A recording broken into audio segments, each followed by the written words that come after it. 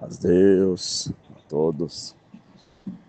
Mais um dia aqui com os irmãos. Sabe o que eu acho mais bonito aqui? Neste seleto grupo e convívio com os homens de Deus. Quando foi para nós iniciar isso daqui, o irmão Aguinaldo, eu, conversamos e falamos, vamos tentar reunir todos os homens de Deus juntos. E conseguimos fazer essa tão grande feito, né? Reunir todos os conservos, amigos, companheiros, uns que já se conhecem pessoalmente, outros que ainda hão de se conhecer, mas a comunhão é tão maravilhosa. Bom, talvez não conhece carnalmente, mas já ouviu falar, ou já ouviu alguma pregação, alguma obra que aconteceu. Isso traz muita comunhão, edificação. Eu aqui nas ruas de Francisco Morato, São Paulo, caminhando e ouvindo essas coisas tão maravilhosas, sublimes. Sou um eterno aprendiz, tá, irmão? Estou aqui para aprender. Sempre digo que sou servo dos vossos conservos. E Deus traz alguma coisa também no nosso coração para compartilhar com os irmãos na simplicidade. Interessante, se nós voltar à história 2000 anos atrás, 2000 anos e 26, nós vamos ver um homem que o profeta messiânico, por nome de Isaías, filho de Amós, ele disse que esse homem não teria nem parecer e nem formosura. Olhando para ele, não tinha nada nele que nós desejássemos. Nada para ser amigo, nada para ser companheiro. Não tinha nele nada, nem parecer, nem formosura. Era experimentado no trabalho e aparência de homem de dor. Cansado, triste, ofendido. E se nós formos ver a verdadeira linha real, ou a linha verdadeira dos judeus, é totalmente diferente dos judeus que tem hoje. Se falar dos arcaicos mesmo, os hebreus eram pessoas de pele escurecida, né? E hoje nós temos um judeu europeizado, né? Um judeu da Europa, que é um judeu de olhos azuis, um judeu branquinho, outro judeu um pouco com a pele um pouco mais morena clara. Mas a verdadeira origem dos judeus era os hebreus. E os hebreus eram de uma linha africana. Não tem nada a ver com esse judeu que tem hoje. Então Jesus já estava naquela linha dos hebreus, da época antiga. Olhando para ele não tinha nada que desejássemos, aparência de dor, e experimentado no trabalho. Tomado por Deus também Davi, filho de Jessé, neto de Obed, né? E Obed era filho de Boaz com Ruth. Veio também da família dos Moabitas, regiões dos Moab.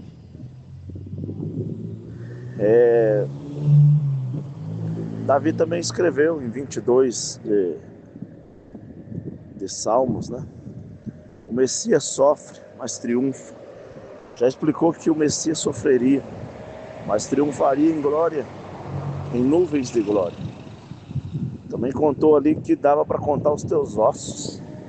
Então, além de Isaías ter falado que não tinha parecer nem formosura, Davi completou em um dos teus salmos dizendo que dava para contar os teus ossos. Magro, por isso aguentou 40 dias no deserto sem se alimentar. Porque quanto mais você se alimenta, né, o estômago vai abrindo mais, dilatando, e quanto mais fome você tem. Quanto menos você se alimenta, o estômago fecha, você então tem menos fome. Ele aguentou 40 dias, não somente por ser divino, né? porque divinamente ele aguentaria, mas ele não usava poderes divinos justamente para o diabo não te acusar. O opositor, o acusador, desse jeito, ele veio aqui sofrer pela humanidade, mas está usando poderes divinos, ele não vai sofrer nada, não vai sentir nada. Então ele falou aquela verdadeira mensagem, o verdadeiro homem. Pois o verdadeiro Deus já era ele é o verbo, se fez carne, mas ele também se fez o verdadeiro homem. E toda vez que ele não falava o filho de Deus, ele falava o filho do homem, se colocando na posição humana, querendo dizer, eu estou aqui para sentir as dores que você sente, eu estou aqui para suar, para chorar, sentir fome, sede, enfermidade, tristeza. Então ele era também verdadeiro homem e verdadeiro Deus. Esta santa conversação que estamos aqui, então, este nosso Messias, nosso Mestre, Emmanuel, Jesus Cristo Nazareno, o Todo-Poderoso, se fez o mais humilde, o mais indigno entre os homens. E aí ele entendeu a raça humana. Veio as leis, não consertou o homem. Veio o sacerdote, não consertou o homem. Então ele mesmo se voluntariou. Era verbo, se fez carne e veio habitar, não só como carne, mas como pessoa, como homem. Habitar na terra, da tua própria criação. Está escrito em Provérbio, antes de ser formado tudo, o pó da terra ele já havia. Então ele é o que é. Mas a condenação, não há condenação para aqueles que crê, né? Não há nenhuma condenação para aqueles que crê, está escrito lá em Romanos. Não há condenação. Mas o Senhor Jesus Cristo foi condenado. Olha que interessante. Ele foi condenado. Condenado à prisão? Não, a própria criatura gritava, o sacerdote, os doutores da lei, os mais amigos de Deus, gritavam em alta som, alta voz, crucifica-o, crucifica-o. Condenação de morte, condenação de ladrão, condenação de assassino, condenação de malfeitor. Pilatos lavou as mãos e disse, olha, eu vejo que esse homem é justo, mas vocês querem crucificar. Não vejo nada nele. Foi como ovelha muda ao matadouro. Se apresentou diante do sinédrio. Se apresentou diante de todos e com a boca fechada venceu. O último inimigo era a morte? Não. O último inimigo era a carne. Porque naquele momento ele poderia irar e descumprir o que está escrito pela própria boca de Deus. Ireis, mas não pequeis. Até aquele último momento onde Cristo estava sendo crucificado, apanhando, cuspido, pegaram um esopo, que fazia toda a manutenção de limpeza dos romanos, mergulharam no vinho, porque no vinagre, porque era assim que eles limpavam o local de sujeira, de banheiro público dos romanos, para humilhá-lo. Colocaram o vinagre e levaram até a boca dele. Quando ele sentiu o fel e o amargo do vinagre, ele lembrou que aquilo era uma humilhação, por isso que ele não bebeu. Ele experimentou, mas não bebeu, porque era para limpar os sanitários do banheiro público dos romanos. Foi humilhado até a morte. Alazunali alazi anutala nagandi mazi alamu enganazida lamdamu kalazinu tulana muria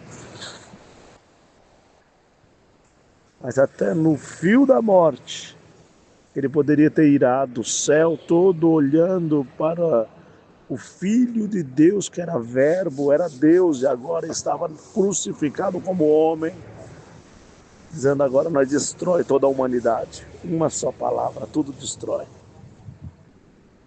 Ele abriu a boca e disse: Pai, perdoa, eles não sabem o que faz. Perdão e misericórdia. O céu parou, ele venceu a morte e venceu a carne. Venceu o diabo. Mas antes de declinar a cabeça, tinha Jeres e tinha Dimas, que foram também presos e estavam crucificados. Pois Dimas temeu a Deus no fio da morte. Por isso que está escrito nas Sagradas Letras: aquele que confessar que Jesus é o Filho de Deus, será salvo. Quem pode entender esse enigma, né, irmão? Aqueles chamados da última hora, aqueles que no último momento o Senhor resgata. Foi assim que aconteceu com Dimas. Quando ele disse: eu pequei contra ti, contra o céu, contra a terra, tu tem todo o direito de me condenar. Mas o Senhor é justo, lembra-te de mim. Onde estiver no teu reino, o Senhor deu direção para onde ele iria e para onde a sua igreja também iria, até chegar a trombeta. Ele disse: hoje mesmo estará comigo no paraíso.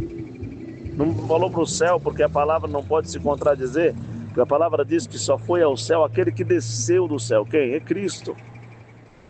Mas já tem um lugarzinho preparado, paraíso, debaixo do altar de Deus, onde recolhe as almas dos santos, no descanso. Neste momento, irmãos, quando o Senhor acabou de salvar o último que precisava naquele momento da salvação para rasgar o véu do templo, a palavra do Senhor abre e ele diz: teletestai, estás consumado. Querendo dizer, paguei por toda a humanidade, perdoei o pecado natural de Adão e agora eu restaurei para a minha glória. Deus abençoe, conservos.